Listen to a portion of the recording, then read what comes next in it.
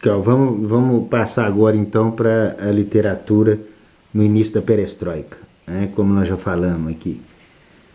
A publicação do poema de Evtuchenko, Os Herdeiros de Stalin, ocorreu na página literária do Pravda de 21 de outubro, às vésperas do bloqueio de Cuba. 21 de outubro de 1962. Tá? Embora de valor literário infinitamente interior ao trabalho de Solzhenitsyn, os versos do jovem poeta nem por isso se revestiam de menor significado político. Pela primeira vez se visava ao âmago do problema da destalinização, não ao fantasma do ditador, seus erros e crimes, mas a seus herdeiros, né? Isto é, aos stalinistas vivos que esperavam o momento da desforra. Eis os versos. Certos herdeiros tratam de suas rosas no isolamento de seu retiro e pensam em segredo que é provisório tal recesso. Outros atacam mesmo Stalin da tribuna, mas à noite pensam com nostalgia nos tempos idos. Não é por acaso que o ataque cardíaco os derruba. A época não lhes agrada. Eis aqui, né? Ele acusando as pessoas que fingiam, né? Atacavam Stalin na tribuna, aos olhos do público, né?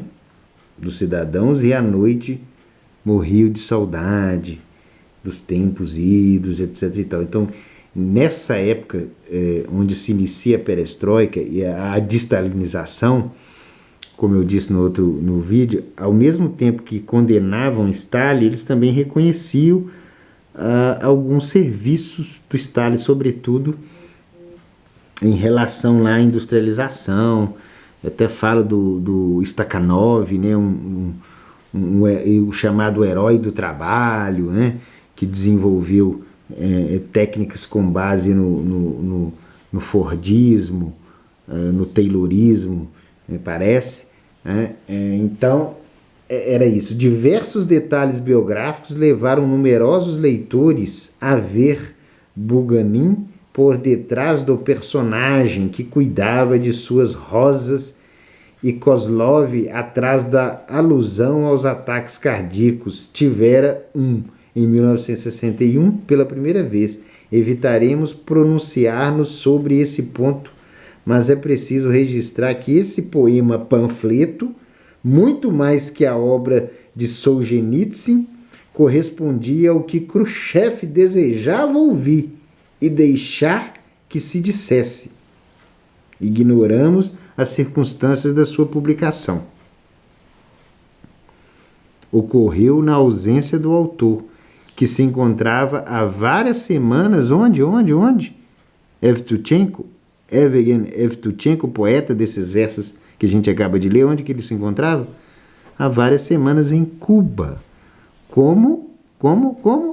Abre aspas. Correspondente do Pravda.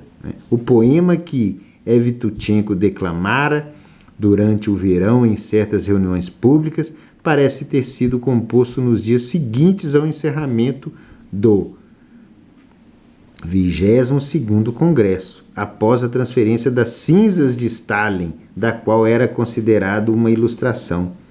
Se permanecera tanto tempo nas gavetas das redações, foi porque era necessária uma decisão muito autorizada para sua publicação. Todas as informações concordam em atribuir essa decisão ao próprio Khrushchev. Desta vez, não parece que o Presidium estivesse associado à decisão. Veremos mais adiante que essa ofensiva contra Stalin e seus herdeiros prosseguiu, alimentada por seu próprio impulso inicial, mesmo depois do fiasco de Cuba, até sossobrar no decurso do inverno na ressaca conservadora que ela contribuíra para desencadear. se tivesse conseguido durar alguns meses mais, e evidentemente o fracasso da jogada de pôquer suspendeu-a prematuramente, presenciaríamos resultados bem diversos. O plenário de novembro teria podido desenrolar-se de maneira diferente e poder-se-ia ver o raio cair, fulminante, sobre as cabeças dos, abre aspas, herdeiros, fecha aspas, importantes de Stalin. Então, é isso aí, a importância de um correspondente jornalista do Pravda, poeta Evgen Evtuchenko, né? Já lá, na época do fiasco dos mísseis de Cuba, né? Ali o Khrushchev tinha esse problema interno da destalinização e o vexame de política externa com os mísseis de Cuba, né? E quem estava em Cuba? Um poeta, jornalista e escritor, que era um engajado contra o stalinismo, né? Aqui já começa a nascer a perestroika, né? Que aqui depois esses escritores dessa associação russa de escritores proletários ou do sindicato dos escritores soviéticos, né? Essas organizações que burocratizavam a literatura, né? A linguagem emotiva e imaginativa da poesia, né? Essas organizações é que vão, entre aspas, exumar, fecha aspas, o novo texto lá de Lenin de 1918, né? Que já envolve economia, abertura, mercado, né? Capitalismo, né? Lucro, fazer negócios, vender, comprar, comercializar, né? Comércio internacional de atacado, etc. E tudo que é os ensinamentos de Engels, né? Quer dizer, o capitalismo tem que ser os primeiros degraus para se chegar ao imperialismo. Esse imperialismo você vai transformá-lo num Estado plurinacional, multiétnico e socialista, né? E a partir disso você vai forçar através você vai modelar, vai plasmar o homem socialista, o homem que deseja a civilização comunista e partir rumo para a civilização comunista, né? Esse é o plano, né? Você vê que a União Soviética, então eles querem estados plurinacionais, multiétnicos, socialistas em todos os continentes, na América Latina, Grande Pátria Livre, na Europa, a União Europeia, o eurocomunismo, na Europa Ocidental, né? Na grande Rússia, a União Soviética, na Ásia, né? E a própria China, né? A própria China com a Coreia, com tudo ali um estado plurinacional, com a Coreia, com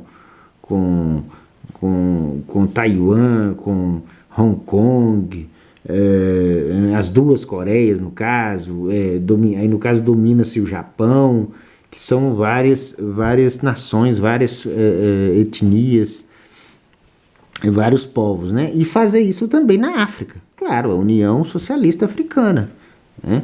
Então depois que você fizer isso tudo, você faz isso também na América Central, nas Américas, na América Central e na América do Norte, né? O Canadá, não é à toa que o próprio Trump falou em anexar o Canadá, essa questão toda e tal. Então cria-se também um Estado plurinacional socialista na América do Norte. Pronto, você tem a civilização comunista no mundo inteiro. Tá? Mas e aí, como é que vai fazer com as religiões? É o que o Stalin segue também os ensinamentos de Engels. Educação, com K, né? Quer dizer, você vai educar a alma do homem, fazendo abandonar as crenças de revelação, abandonar as religiões e tornar-se um homem, modelar aquele homem da razão ilustrada, o homem atomista, né? Sem corpo, sem alma, sem espírito vivificante, né? Vai ficar só com o espírito de animação da natureza, etc., porque o sujeito vai se tornar um animal racional atomístico, né? Isso aqui é a parte utópica, tá, gente? É a parte utópica. E todo mundo igual, né? Todo mundo igual, ninguém vai explorar ninguém, o homem vai emancipar de si mesmo, né? Ninguém vai explorar o trabalho do outro, todo mundo vai ser igual, né? E tem aí a civilização comunista. Só que é o seguinte, isso é possível? Então, eles mesmos, muitos até falam, não, eu não sei se isso vai ser possível. Eles não sabem disso. Então, enquanto isso não é possível, é a luta dos impérios territoriais, né? Rússia, China, Estados Unidos. Fica a luta das nações. Então, enquanto o Estado plurinacional perfeito, né? Harmônico, pacífico, onde todo mundo é igual, não é possível, o que você tem? Você tem a Rússia socialista, a República Federativa Socialista Russa, né? E a República Popular da China, né? Contra quem? Contra a República dos Estados Unidos da América, né? E seus aliados, né? Então é isso, gente. Então a importância da literatura de ficção e da poesia, que são linguagens emocionais e imaginativas, ela está nesse projeto comunista muito forte, tanto que tem um documentário aí no The Best Documentary sobre a Revolução Russa. Eles falam que o Lenin inspirou muito mais num romance cujo protagonista era um revolucionário do que nos próprios ensaios, digamos, sociológicos do Engels, né? Apesar que ele também levou muito a sério os ensinamentos de Engels, né? Que também nem leu muito, não leu e nem escreveu quase nada, escreveu porra nenhuma, né? Quer dizer, o Lenin era um péssimo escritor, não tinha tempo de ler, quer dizer, as pessoas iam lendo, contando para ele e iam ou gravando ou datilografando, ele ia falando, ele ia editando as coisas, o pessoal ia datilografando, entendeu? Tanto que ele estudou muito pouco direito, justiça, filosofia, muito pouco. É a mãe dele que conseguiu o diploma para ele, numa universidade de Petrogrado, me parece. Então, assim, o cara não é esse gênio, não é esse pai das coisas, da doutrina, como as pessoas dizem, né? Pelo que o Karl Marx, o genro do Karl Marx, Paul Lafargue, e a filha do Karl Marx, Laura Marx, deixa como testemunha, quem era mesmo praticamente um Fausto, né? Para pegar aqui um personagem de Goethe, um Fausto, um faminto, um demônio para a questão de estudar, era o Friedrich Engels, né? Friedrich Engels, que era esse avaro pelo conhecimento e pelos estudos, tá bom? Então é isso aí, vamos que vamos, vamos continuar. Tem um pessoal aí desprezando a questão da poesia, falando, são versinhos e tal, como se poesia fosse algo só ligado a ritmo e métrica, né? Como se fosse rimas, né? Não, mas a poesia é muito importante para a formação da consciência, a conscientização, a sensibilização aí do nosso projeto liberal, conservador, social e brasileiro, tá bom? Fiquem com Deus aí e até mais. Até a próxima gravação.